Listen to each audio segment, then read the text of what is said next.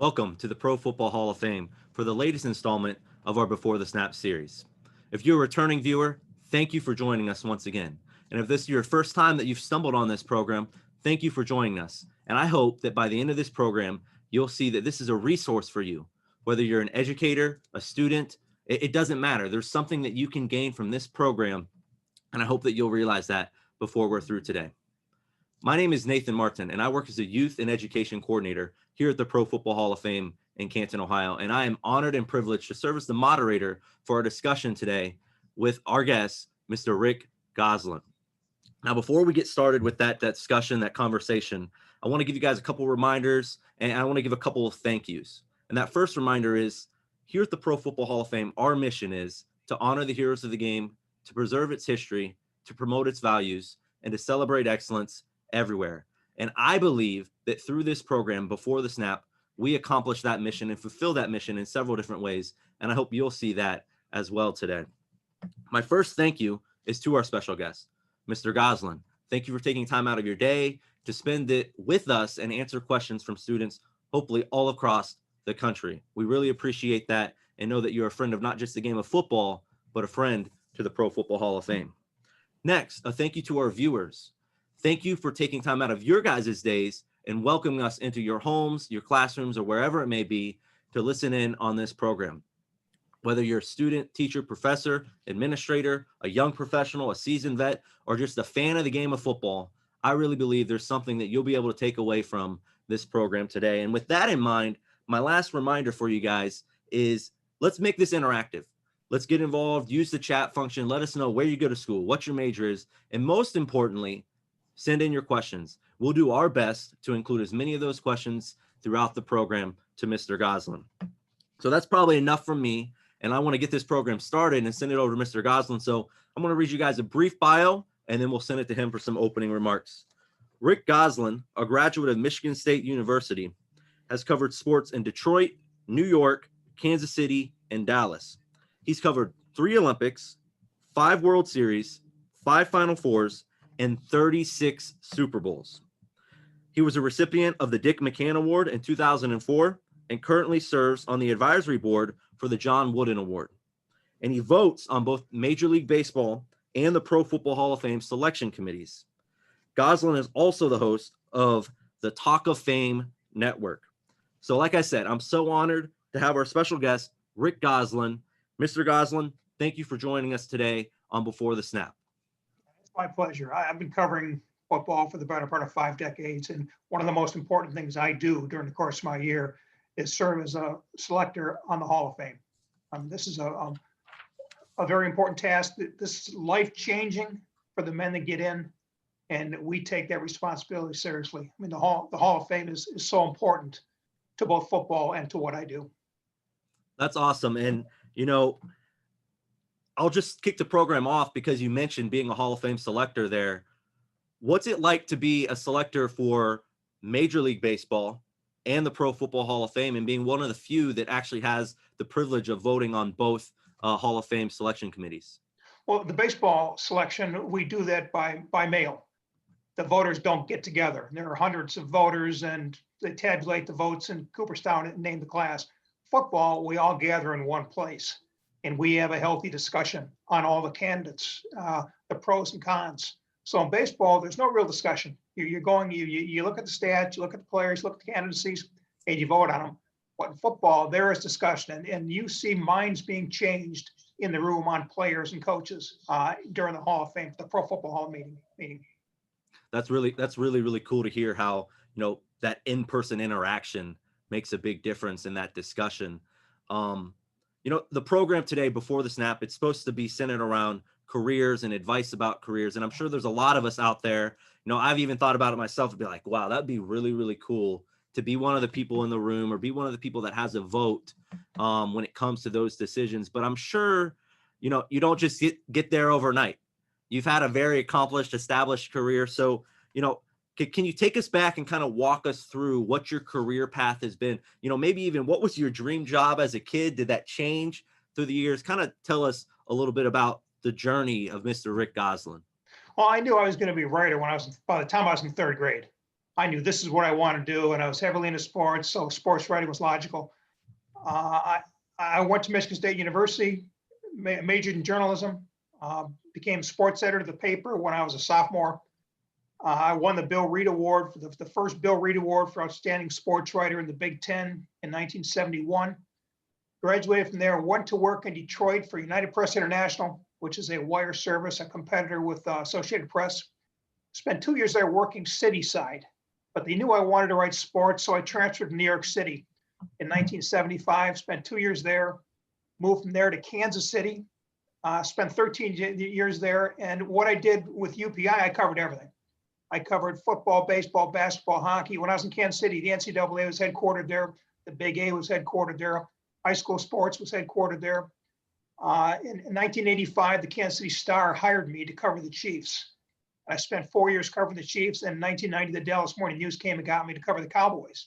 So I spent 2 years covering the Cowboys. And in 1992, they flipped myself and the NFL guy. They moved the NFL writer to the Cowboys, moved me to the NFL. And for the next 20 years, I had the best job in America. I would go to the best game every week that did not involve the Cowboys. So I never saw a bad football game. And I usually stay over the next day and talk to coaches and GMs and players. But for 20 years, and then 2011, the Morning News made me a general sports columnist. And for the next several years, I wrote on everything: baseball, football, hockey, you name it. But primarily, I was a voice of authority on the Cowboys. So you were around the Cowboys during, I guess, some of those glory years, the triplets, a lot of Super Bowl championships. Prime time was there. Charles Hurley, some characters. What was that like? You know, that behind the scenes look with those teams. I had it better. I covered him in 1991 before Jimmy Johnson became a Hall of Fame coach, before Jerry Jones became a Hall of Fame owner, before the triplets were the triplets. They were just becoming a good team. And in 1992, when they won the first Super Bowl, I had shifted over to the NFL beat. But yeah, there wasn't a better place to work. It's such a high-profile team, even in bad years. You know, people care about the Cowboys. Mm-hmm. And I got to know Aikman and Smith and Irvin and Johnson and Haley and those people before they became, you know, household names in Dallas. So I have pretty good relationships that developed that I've maintained over the last several decades. But yeah, watching a team go from 1-15 to a Lombardi Trophy inside of 4 years, fastest in history to go from worst to first. It was a fun ride to be on. You know, and doing some research for the program, and then we'll try to get to some questions from our Facebook audience because, you know, this program's for them. So make sure you submit your questions. I'm pointing because I've got my Facebook feed over here, you know, where I can see the questions coming up. But make sure you put your questions in there, guys. We'd love to hear from you. In doing some research before the program, you know, I was reading, and at one point there was a GM, and you became really well known for your NFL draft coverage. Mm-hmm. And there was a GM that actually, you know, said that the work that Gosselin does is like the 33rd NFL team. Like that's the standard of excellence that you were putting out there. And can you just briefly explain to us, like, what went into all of your work covering the NFL draft? Yeah, when I became the NFL columnist in 1992, the sports editor Dave Smith said, "I want you to grade drafts." And I figured, well, if I'm going to grade drafts, I don't know what the heck I'm talking about. So that started a 20-year journey where I just invested myself from February to end of April in the draft. Now, I'm a writer. I'm not a scout. I never watched any tape. You know, I can't tell you who's a player and who's not. But what I did was I talked to the people that did make those decisions. I talked to NFL GMs, personnel directors, head coaches, assistant coaches, scouts. I had a wide range of sources that I had talked to. At the end, I had 130 people in NFL buildings I was talking to, and I was building my draft boards on their opinions of players, not mine. And the information got so credible. You know, my mock drafts, I think 3 times in 20 years, I had the best mock draft in the country, and no one else had done it more than once. My top 100 board with the top 100 players taken in a draft, I routinely had between 85 and 90. And for 10 years in a row, I had the best top 100 board. So it was credible information. I even had one team call me on the clock regarding a player to draft. But they all talked to me. And they all knew the reason they thought I was a consensus board. They knew I was the only person in America talking to all 32 teams. Mm-hmm. So I was getting a consensus opinion of 32 teams. And that's why the information was credible. And that's why everybody talked to me. They were helping the process.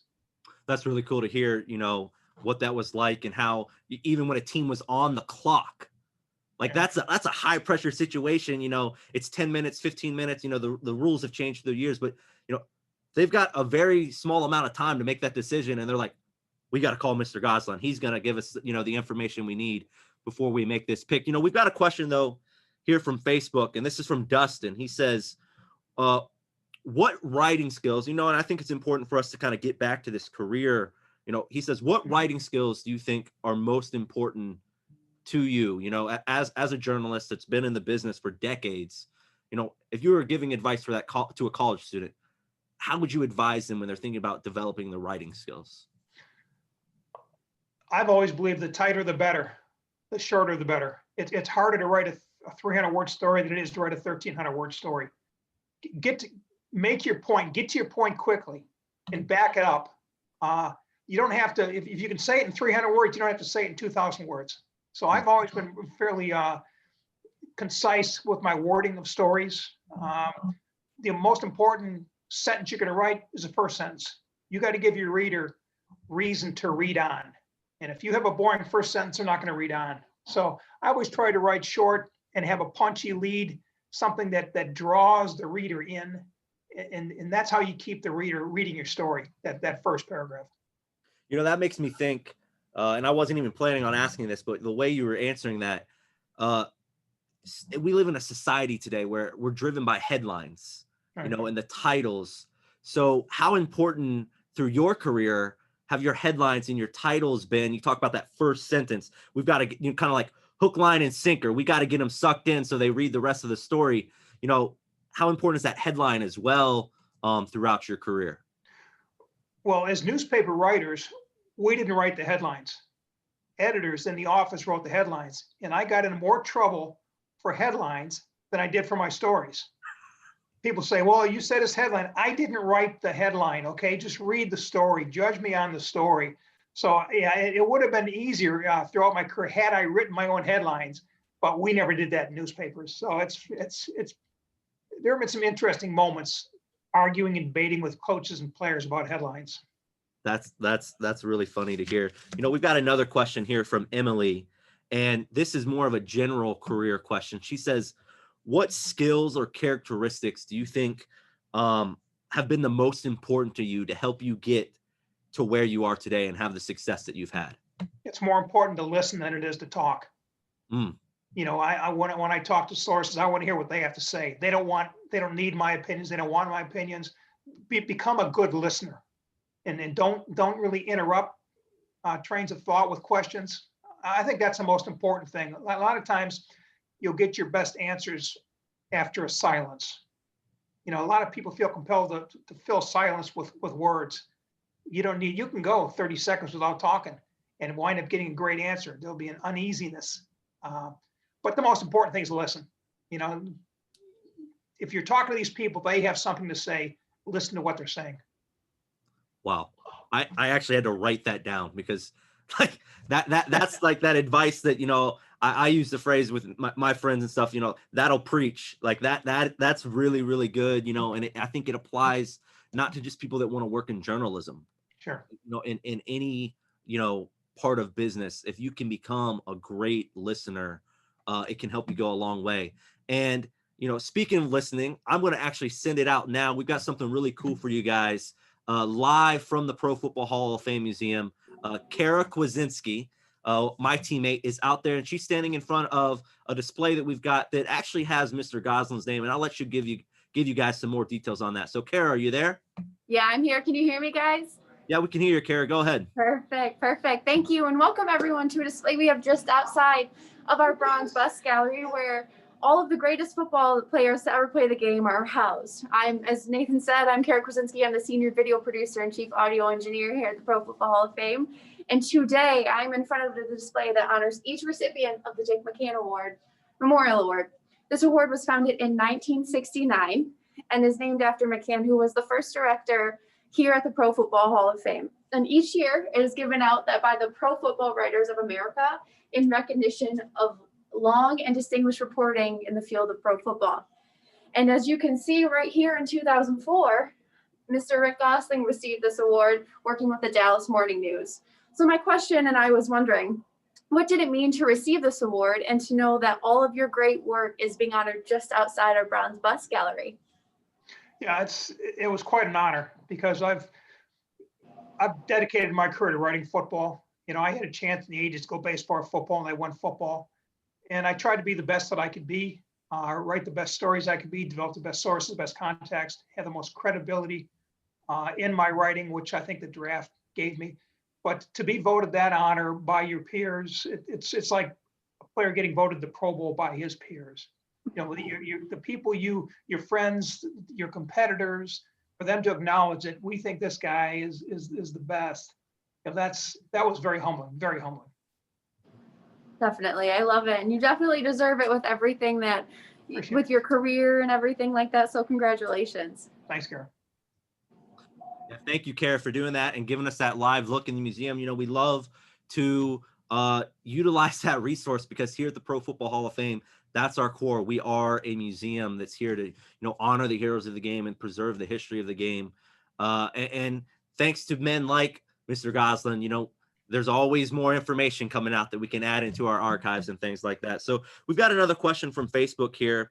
This is from Lainey, and it's an interesting question. She says, how did you network yourself and get your dream job without the resources that, people of her generation, even my generation, are used to? The social medias, the LinkedIns, and even websites and things like that. So how did you get your name out there and get the jobs that led to what you've had today?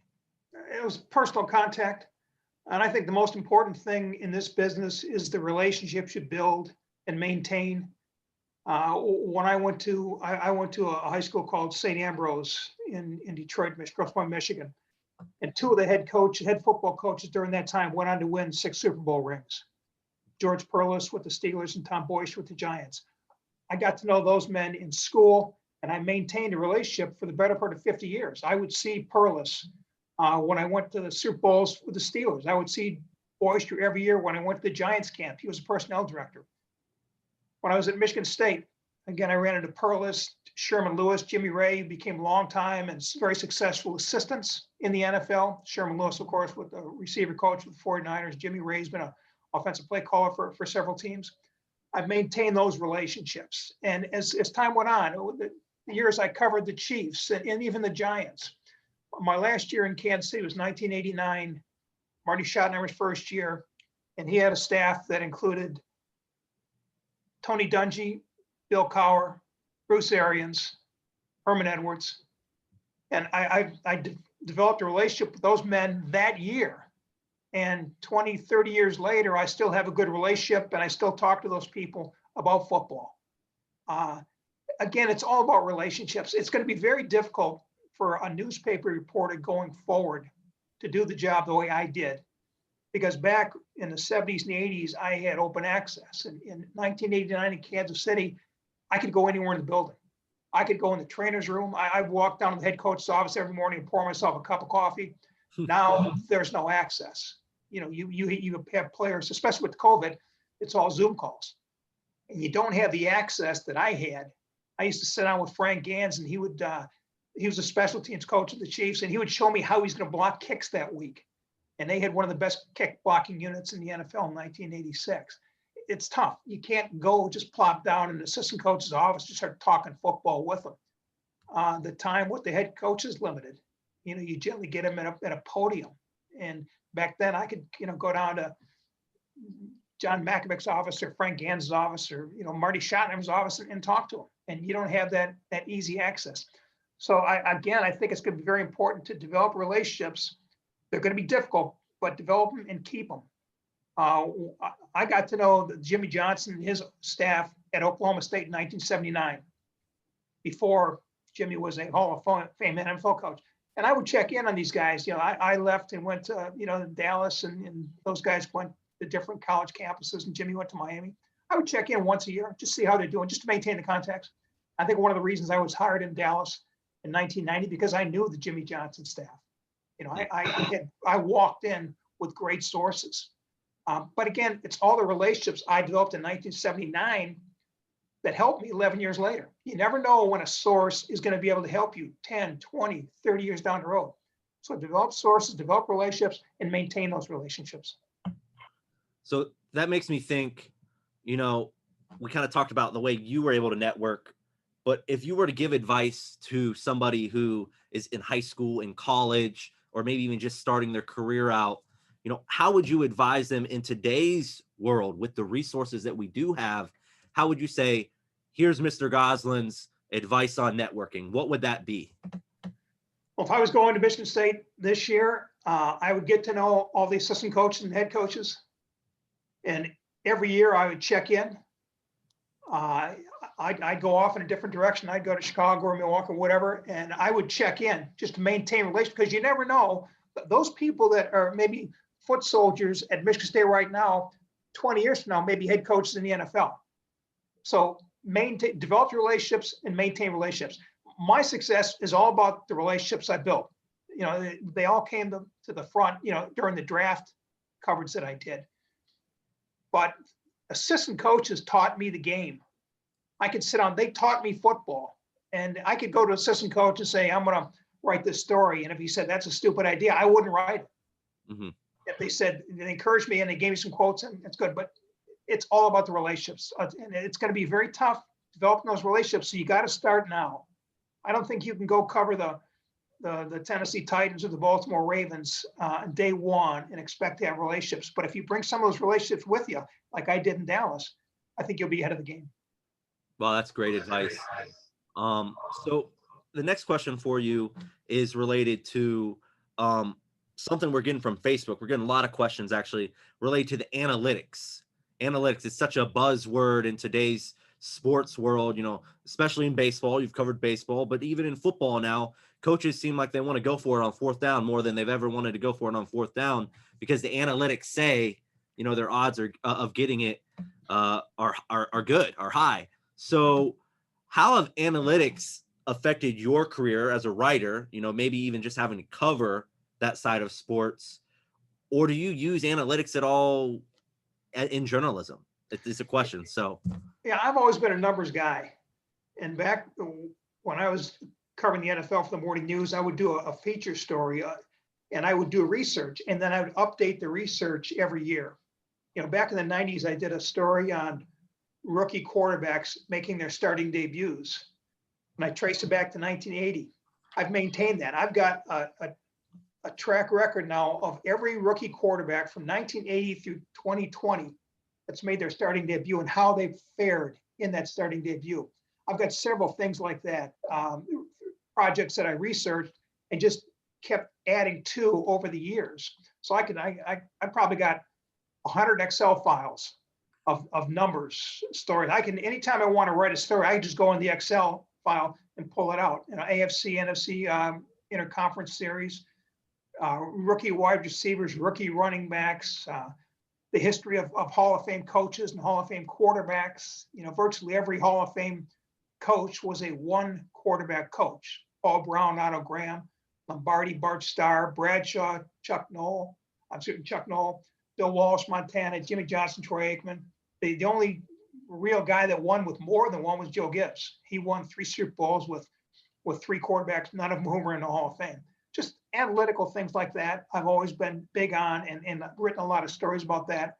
But so it's impacted me now as far as fourth down decisions. I mean, that's their ball game. If they want to go for it, don't make it, don't blame me. You work on your end, I'll work on mine. Yeah, that's great to hear. So, I got to ask, and this might be an easy question, it might be a hard question. What's the best career decision you think you've ever made?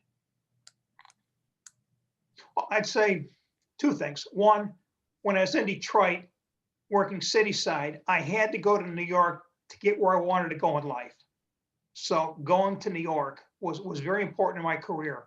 I mean, I got there in 1975, and 1976, I'm 25 years old, and I'm covering the Olympics in Montreal. I'm covering Super Bowls in Miami.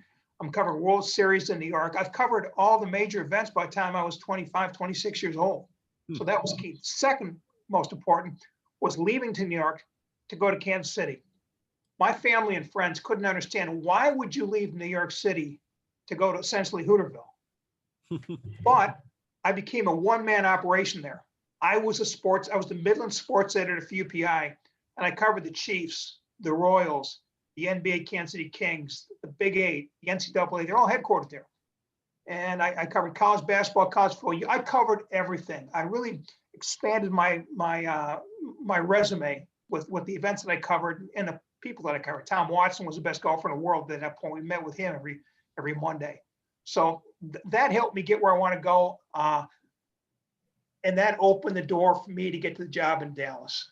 Becoming an NFL writer with the Kansas City Star, then going to Dallas. But I think the most important decision was probably going to Kansas City, but 1B would be going to New York City, because I had to get out of Detroit to get where I wanted to go.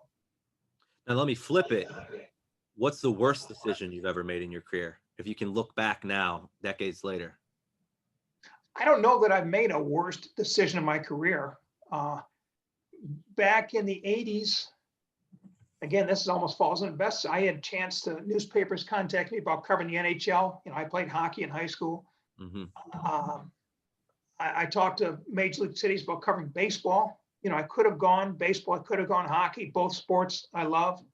But I saw what was coming with football, and football was going to be a sport you wanted to cover. It's now America's pastime.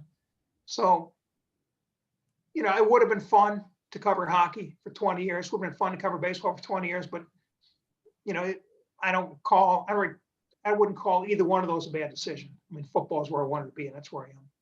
Yeah, that makes sense in a lot of ways. And the cliche that I'm kind of thinking of, and I think you're going to have a really good answer, so I got to ask, because you talk about the decisions you made through your career and how, one decision led to another opportunity, which led to another opportunity. And through all of this, it seems like you really enjoy what you're doing. So, the cliche is you got to know your why you do what you do. So why do you do what you do? What makes you wake up in the morning excited about the work that you've done and the work that you can continue to do today? Yeah, I like the whole process of researching a story, reporting a story, writing a story. And that includes interviewing people, some high profile people, some low profile people. I just like the whole process. And it's such a thrill. Even, 20, 30, 40 years into my career, it was still a thrill picking the paper off the driveway in the morning and seeing your byline. That's what you worked your entire life for. They have your byline in that paper. And the most important thing you bring into the business is your good name. You have to be credible. When people read you, they have to know this is true, this is fact, and this is fair. And I've tried to be that. I love doing what I'm doing. I try to do it with a great deal of integrity. If you criticize a player, you really should be in the locker room the next day to face that player. Mm-hmm. You said what you had to say. Now he gets his chance to say what he wants to say. And you can argue, debate it, or explain your stance, whatever. But again, just the thrill of the whole process of waking up in the morning with a blank slate, knowing there are a million stories out there. It's my job to find one. When you walk into an NFL locker room, 47 players, probably 20 coaches. I mean, that's 67 potential stories. Go find the best one and write it. And I always enjoyed finding a story, reporting it, and then writing the heck out of it.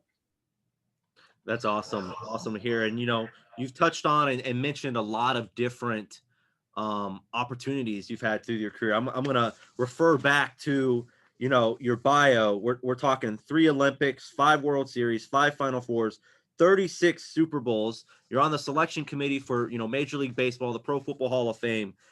But you've done all of this. Is there something left on your bucket list that you haven't got to do yet in your career that you're like, I would still really like to do this? Going way back, I remember as a kid, the Indianapolis 500. And I remember as a kid, the Kentucky Derby. And I never got to cover either one of those events. I've covered car races and I've covered horse races. I've covered Triple Crown horse races, but I never got to Kentucky to do the Kentucky Derby, and I never got to Indianapolis to do the 500. I think maybe Maybe one day as a fan, I'll be able to go to those two, but those are probably the two things that are missing from my resume that I would have liked to have attended. Yeah, I mean, those are some marquee events, Yeah. for sure. I've been lucky enough to attend the 500. It's the greatest spectacle in racing. They say, you don't even have to be a race fan to have a good time. It's the loudest spectacle in racing. It is. It is. You need some earplugs for sure. We got another question from Facebook, and this is from Paige, and she's been listening, I can tell, because she said, aside from listening, because you gave that great advice earlier about that, what's the most valuable lesson that you've learned throughout your career? Is there something else that you've learned that you would want to impart on high school and college-aged young professional individuals? Yeah, be credible. Have integrity with your byline, with your name. And that's one of the problems I have with talk radio. The guys that go on talk radio and take shots at players and coaches and never show up. They've got to say what they want, but they don't show up in the locker room the next day. It's easy to sit back and take pot shots at people, but to maintain your integrity and credibility, you gotta show up. And I think that's important. Say what you want, especially if you have to be able to back up what you say. You have to be able to back up what you say to that person if it comes to that. But you got to show up. You have to be visible. You have to be seen, and that's all part of building relationships. The most important thing you bring into the business is your good name, and you have to do whatever you can to protect it. And you do that by approaching the job with integrity and maintain your credibility throughout. And that's, like I said, the one thing you've got is your good name. And 50 years later, when you're out, you still want to have that good name intact. Yeah, that's super important, especially in today's world where it's so easy for anybody to, start a podcast or post a blog and you start throwing stuff out there, but you want to be mindful of what you're saying and what you're putting out there. So that's really, really great advice, as well. And think of it advice, another question we've got that we like to ask our guests on Before the Snap is, and I can speak from experience, when I was in high school, I didn't really know what I wanted to do. I felt like I was pretty good at a lot of different things, but there wasn't like that one thing. You talked about being a third grader and you wanted to be a writer. There wasn't that one thing for me that I was like, I know I want to do this. So what would your advice be to somebody that's in high school or maybe early in their college career and they're like, Mr. Gosselin, I don't really know what I want to do. How can I figure that out? What are you passionate about? And that's follow your passion. Your passion will be the front runner of your dream. We all have a dream. We all want to be something, somewhere, somebody. Find out what you like to do. I can't really relate to what you went through because I knew. I knew I was writing for, my church paper in high school, and I wrote my first day at Michigan State. I went into the student paper and gave them my resume. I knew what I wanted to do. It'd be very tough, I think, to be a sophomore and junior in college and not really pin down your major. Mm-hmm. I've always been someone who plans out. I always know what's coming next week and next month and next year. And I would have had a tough time not knowing what I wanted to do. But I would just say, find out what you're passionate about. What stokes your fire, and then pursue that. Pursue whatever kind of job you can get along the lines of what's stoking your fire. You have to be passionate. Yeah, I couldn't do this if I was just showing up to cash a check. Mm-hmm. I didn't make any money first several years I was writing. I did it because I loved writing. That was my passion. I followed my passion, and 50 years later, I'm glad I did. Wow. Yeah. I love hearing that and talking about doing something you're passionate about, and, because that's what's most important. When you put your head on your pillow at the end of the day, it's like, I love what I do. I'm excited to wake up the next day and go do it again, and that's so awesome to hear, coming from your perspective as somebody who looks back and is giving, advice. I got a couple of other questions that I guess are kind of on the forefront of people's minds. And the first one, maybe not as much. So I'll go there first. And it's a Hall of Fame related question. So you were a part of our Centennial Blue Ribbon selection committee that helped us pick our Centennial class. And for those viewers that aren't familiar, in the class of 2020, we've got a lot of extra guys that I guess you could say we were catching up on some of the guys that needed to get put in the Pro Football Hall of Fame that were deserving, but just with the current bylaws and stuff that were in place, we just weren't able to always get to those guys. So you were part of that committee, that blue ribbon committee. And, what did that mean to you? What was it like to be on that panel and then to even be on Good Morning Football and help reveal the class? I guess it'd be back in January when we did that. So what was that experience like for you? Yeah, I'm also on the senior committee. And when they put me on the committee in 2004, I built a list of players that I thought needed to be discussed. I had over 100 names in that list. And most of them will never, ever once get into the Hall of Fame, get into the finals to be discussed. And I felt that I talked to Dave Baker and talked to Steve Perry before that, but there's got to be a kind of a cleanup class. We have there's such a backlog in the senior pool. We've got to get a large number of players on. I was hoping they put in 20 players. They want to put in 10. But our charge was to go back 10 decades, 100 years, find the guys who've been overlooked, find the guys that have not gotten a fair shake in this process and bring them out. It heartened me that we brought in Duke Slater out of the 1920s, Ed Sprinkle out of the 1940s, Alex Karras out of the 1960s. We took care of a lot of unfinished business. There's still so much more that we need to do. But it heartened me for the 10 families. I think a Hall of Fame is more important for the family than the player.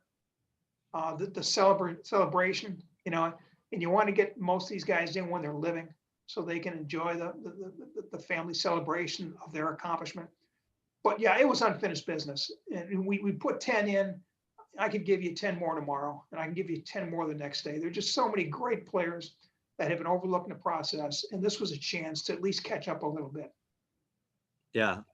I like how you mentioned what it means to the families, because working here at the Pro Football Hall of Fame, sometimes I'm spending more time with family members or wives or things like that. And you see the excitement they get, or even if you watch it on TV and they flash the camera to the children, when their father is up there on stage giving a speech, and it's so meaningful for those families, and a lot of those guys, unfortunately have passed away that, you guys got in that senior, that extra group in the blue ribbon centennial class, but it still means so much to the families. Like you said, it's a really, really great point. The other question I had that's kind of, hopefully time sensitive, hopefully we can put it behind us, but how has COVID-19, how's the coronavirus changed what you do? How's it changed journalism? I know you touched on Zoom meetings and things like that, but maybe just go into more detail about how it's changed what you do, because it's changed work here at the Pro Football Hall of Fame. I mean, we're open, but it's a lot different with COVID-19. Yeah, there's no longer personal contact, because NFL teams are essentially in their own bubbles. They don't let writers near the players and coaches. It's all Zoom calls. And a lot of the things that I got were one-on-one sessions with coaches or players, even off to the side. There's no longer those sessions. You're in it with a group. And my fear is that's the way it's going to be going forward. That even when COVID passes, they're still going to be heavily reliant on Zoom calls. You don't have to go to games now. A lot of newspapers aren't even traveling, because when you go on the road, there's no benefit. You don't get to talk to the coaches or players. You can sit in the press box and watch the game, and then you're on a Zoom call. You can do all that from home, and by and large, you probably have a better seat at home than you would in the press box, where all the seats are now in the end zone. It's different. I don't know. I would have struggled without having any personal contact with the players and coaches. And I think all the writers are struggling with this. It takes some of the fun out of the game, frankly. Yeah, I can see that. And I know, like, here we had to work from home for a while, and some of us are still working from home, and it changes a lot of things in all businesses, and you really covered it well there on how it's impacted the sports industry. So maybe we've got time for one or two more questions. And I know we've talked about networking a little bit throughout this program, but what would be the best way if somebody wanted to connect with Mr. Rick Gosselin, for someone to get a hold of you and maybe ask questions about a career in journalism or writing and that type of thing? What would be the best way that anybody could get a hold of you if they wanted to network with you? Okay, my email would be the best. I'm on that several times a day. And if you, in the subject line, put in before the snap, so I'll have a better appreciation for who's sending the email. And the email address is R.E. Gosselin, Gosselin 27 at gmail.com. I'll repeat that, Regosselin 27 at gmail.com. And the 27 was a hockey number I wore. There's that little personal touch, right? The 27. And for those of you that are watching and are interested in connecting with Mr. Gosselin, we have posted it in there on the Facebook feed with the email. So, you can copy that, paste it, and shoot him an email to network and connect with him if that's something that you're interested in doing. I got one more really good Facebook question I want to get to, and then we'll ask our last question. But how has your job, or how have you seen the industry change, as the newspaper industry has changed? You've been in the business for decades. So many things are going online. Not as many people, get the newspaper delivered and pick it up, each day. So how's it changed for you, and how do you see it maybe even changing in the next 10 to 20 years? If you can. Well, when I broke in, I typed my story on a typewriter. And now we're all using word processors. And I remember going on trips and carrying the suitcase and carrying your typewriter and that extra set of bags. Now, you can send your story on a cell phone.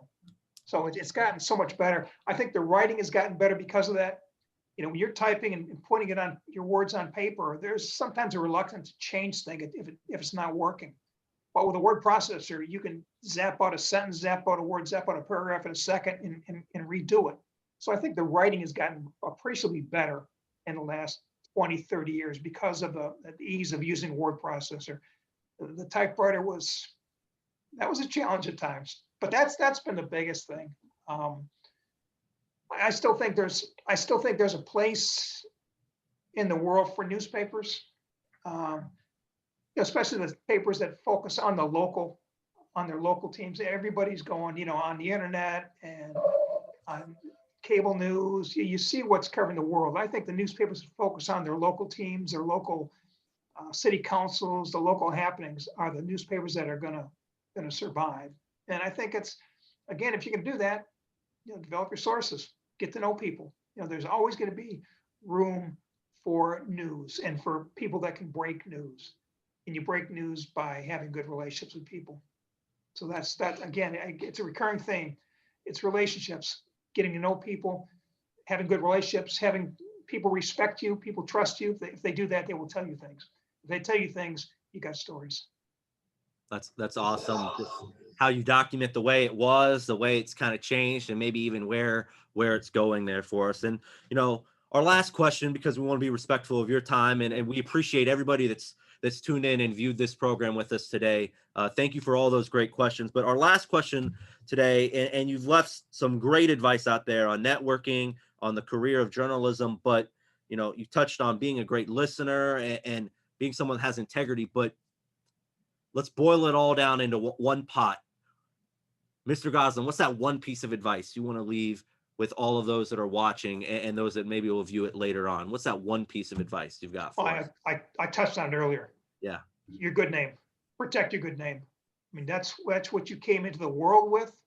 That's what you've gone into your profession with.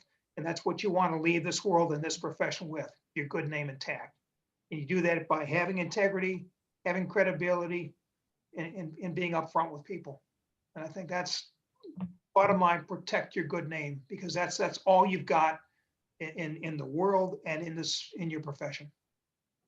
And that's awesome advice for anybody. Like we've said, the viewership could be, you could be a student, you be a teacher, educator, professor, or just a fan of football. Protect your good name. That's great advice from our special guest, Mr. Rick Gosselin. And with that, we're going to wrap up this latest installment of the Before the Snap series with Hall of Fame selector, Mr. Rick Gosselin. And I want to thank you, Mr. Gosselin. Thank you so much for joining us today and being a part of this program.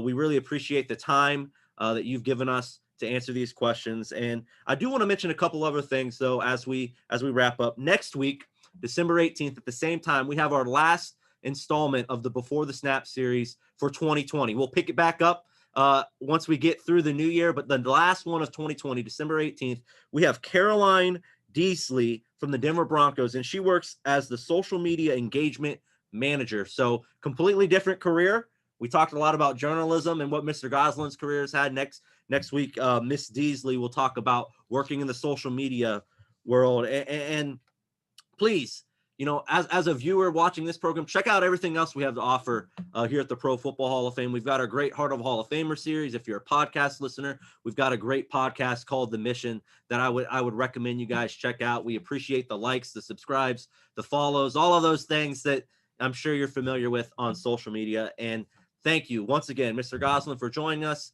Thank you, everyone, for tuning in and watching. And we'll see you next time